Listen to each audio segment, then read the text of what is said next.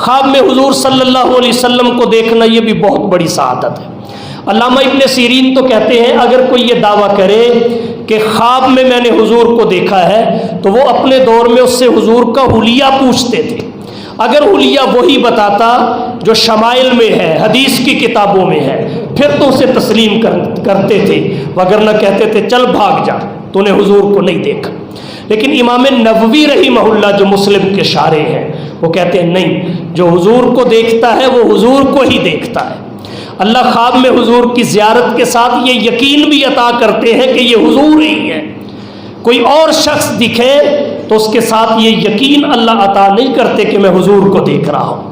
البتہ حضور کا مختلف شکلوں میں خواب میں آنا، کبھی بڑھاپے میں، کبھی جوانی میں، کبھی خوشی میں، کبھی غم کی حالت میں، یہ بندے کے ایمان کے درجات کے لحاظ سے ہوتا ہے۔ اگر ایمان کا درجہ، روحانیت کا درجہ بلند ہو وہ اچھی سے اچھی حالت میں دیکھے گا، وگرنہ بڑھاپے میں، ناراضگی کی حالت میں حضور صلی اللہ علیہ وسلم نظر آئیں گے۔